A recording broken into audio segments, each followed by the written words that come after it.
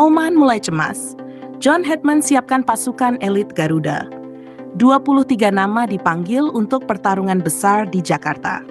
Di tengah gejolak besar sepak bola Asia Tenggara, ketika kawasan ini masih membicarakan badai yang mengguncang Malaysia, diam-diam kekuatan lain sedang tumbuh dengan aura yang jauh lebih menakutkan. Itu adalah Indonesia.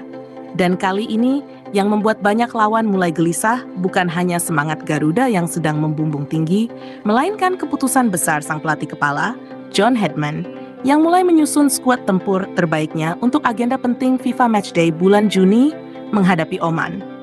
Kabar pemanggilan 23 pemain pilihan langsung menjadi bahan pembicaraan luas di kawasan Asia.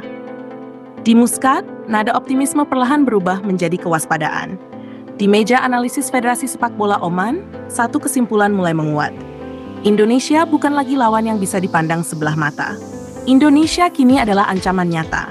Pertandingan yang akan digelar di Stadion Utama Gelora Bung Karno, Jakarta, diperkirakan berubah menjadi panggung pembuktian kekuatan baru Garuda. Stadion kebanggaan bangsa itu diprediksi dipenuhi gelombang merah putih, dengan puluhan ribu suara menyatu menjadi satu energi yang dapat mengguncang mental lawan, bahkan sebelum peluit awal dibunyikan. Dan Hetman memahami betul momentum besar itu. Pelatih berkarisma dingin namun tegas, tersebut diyakini tidak akan menyia-nyiakan kesempatan. Ia memanggil komposisi pemain yang disebut-sebut sebagai salah satu skuad paling lengkap yang pernah dimiliki Indonesia dalam beberapa tahun terakhir. Di bawah Mistar, nama Maarten Paes tetap menjadi tembok utama. Refleks cepat, ketenangan luar biasa, dan pengalaman bermain di level tinggi menjadikannya fondasi kokoh pertahanan Garuda. Di belakangnya hadir Emil Audero, penjaga gawang dengan kualitas kelas Eropa yang menambah rasa aman, serta Nadeo Argawinata yang dikenal memiliki mental bertanding kuat. Jika sektor penjaga gawang sudah membuat lawan berpikir keras, lini belakang Indonesia bahkan lebih menggetarkan. Bayangkan tembok pertahanan yang diisi Jay Itzes, Kevin Dix, Justin Hubner, dan Elkan Bagot. Kombinasi postur, duel udara, kecerdasan membaca permainan, serta keberanian dalam benturan fisik membuat lini ini tampak seperti bentang baja. Belum selesai, masih ada Nathan Joaon, Sandy Walsh, Rizky Ridho, serta Doni Tripamungkas yang memberi kedalaman luar biasa. Hetman kini memiliki kemewahan taktik. Ia bisa bermain dengan 3 bek agresif, 4 bek klasik, atau skema fleksibel yang berubah setiap menit sesuai kebutuhan pertandingan. Ini membuat Oman kesulitan membaca wajah asli Garuda. Namun kekuatan Indonesia bukan hanya ada di belakang. Mesin utama permainan justru berada di tengah.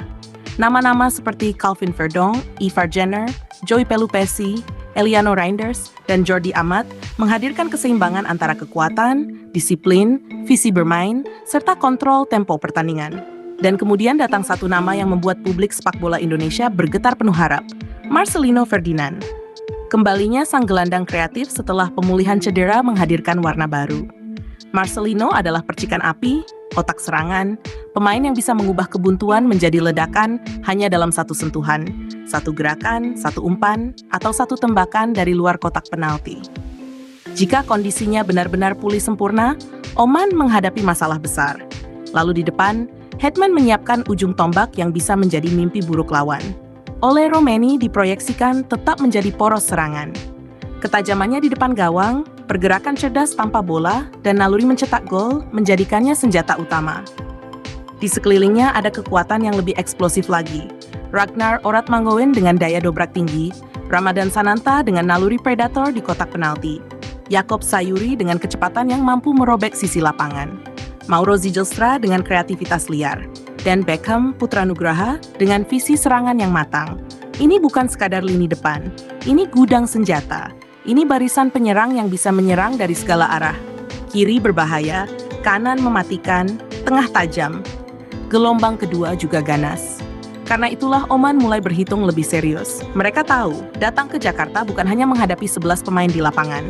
Mereka akan menghadapi stadion yang mendidih, atmosfer yang menekan, serta skuad Indonesia yang sedang berada dalam fase kepercayaan diri tertinggi. Yang paling membuat lawan was-was adalah satu hal, Garuda kini memiliki identitas. Mereka tidak lagi bermain hanya dengan semangat. Mereka bermain dengan struktur, dengan disiplin, dengan kualitas, dengan keyakinan untuk menang melawan siapapun. Dan di balik semuanya, berdiri sosok John Hetman Pria yang diam-diam sedang membentuk Indonesia menjadi kekuatan yang tidak lagi mengejar level Asia, tetapi mulai menantang untuk berdiri sejajar dengan tim-tim kuat benua. Bulan Juni bukan sekadar laga uji coba. Ini adalah pesan. Pesan bahwa Garuda sedang terbang lebih tinggi. Pesan bahwa Indonesia sedang membangun sesuatu yang besar. Pesan bahwa siapapun lawannya, termasuk Oman, tidak akan mendapatkan malam yang mudah di Jakarta. Ketika peluit nanti dibunyikan, satu pertanyaan akan menggema di seluruh Asia. Apakah Oman cukup kuat menahan badai Garuda yang besar di sepak bola Malaysia? Ultras Malaya nyalakan boikot total. Timnas Harimau Malaya di ujung badai. Langit sepak bola Malaysia sedang gelap. Bukan karena hasil pertandingan, bukan pula karena kekalahan di lapangan, melainkan karena badai besar yang datang dari jantung tribun, dari suara yang selama ini menjadi napas bagi perjuangan tim nasional. Para pendukung fanatik yang dikenal luas sebagai Ultras Malaya. Dalam sebuah keputusan yang mengguncang jagat sepak bola Asia Tenggara, kelompok supporter paling militan di Malaysia itu resmi mengumumkan boikot terhadap seluruh pertandingan yang melibatkan tim nasional. Sebuah keputusan keras, tajam, dan penuh kemarahan yang menandai pecahnya hubungan antara akar rumput sepak bola Malaysia dengan pihak yang selama ini memegang kendali. Ini bukan protes biasa. Ini adalah deklarasi perang moral. Ini adalah perlawanan terbuka terhadap sistem yang dianggap telah kehilangan arah. Selama bertahun-tahun, Ultras Malaya dikenal sebagai denyut kehidupan Harimau Malaya. Mereka hadir ketika tim menang. Mereka tetap berdiri saat tim terpuruk. Mereka memenuhi stadion dengan nyanyian, warna, dan semangat yang membakar adrenalin pemain di lapangan. Namun kali ini, nyanyian itu berhenti. Genderang perang di tribun kini berubah menjadi keheningan yang menakutkan. Dan keheningan itu justru lebih keras daripada sorakan puluhan ribu pendukung. Akar dari ledakan ini berasal dari kontroversi besar yang menyeret proses naturalisasi sejumlah pemain. Isu dugaan penggunaan dokumen bermasalah dalam administrasi kewarganegaraan pemain membuat fondasi sepak bola Malaysia diguncang hebat. Bukan hanya publik yang marah, bukan hanya pengamat yang mempertanyakan, tetapi kelompok supporter garis keras pun akhirnya kehilangan kesabaran. Mereka menilai sepak bola nasional telah tercemar oleh kepentingan sempit, tata kelola yang dinilai kacau, serta keputusan-keputusan yang dianggap jauh dari semangat sportivitas. Dari situlah ultimatum lahir. Ultras Malaya mengajukan 3 tuntutan besar yang menjadi syarat mutlak sebelum dukungan mereka kembali mengalir.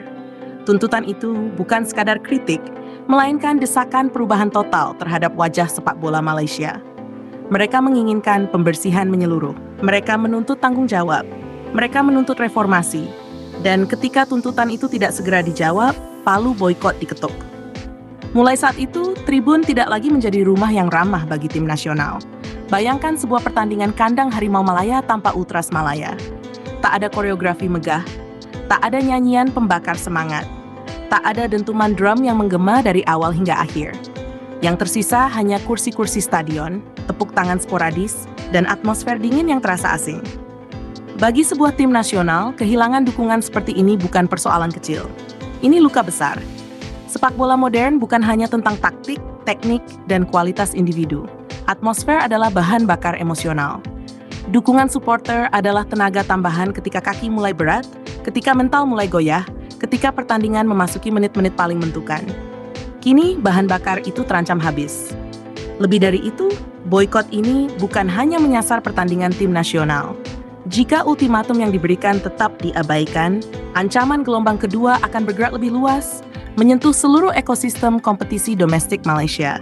Itu berarti dampaknya bisa meluas ke liga, klub, sponsor, atmosfer stadion, hingga citra sepak bola Malaysia di mata dunia. Ketika konflik antara tribun dan federasi berubah menjadi perang terbuka, tak ada pihak yang benar-benar keluar sebagai pemenang. Yang kalah adalah permainan itu sendiri. Yang terluka adalah pemain. Yang menanggung beban adalah masa depan sepak bola nasional.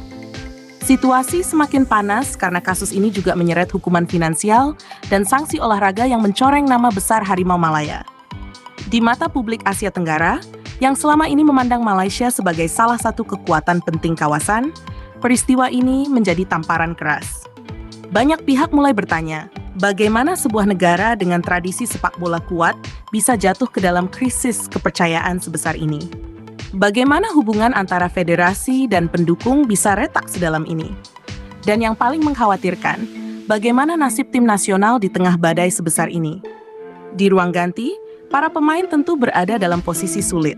Mereka adalah pihak yang paling dekat dengan api, namun belum tentu menjadi penyebab kobaran itu.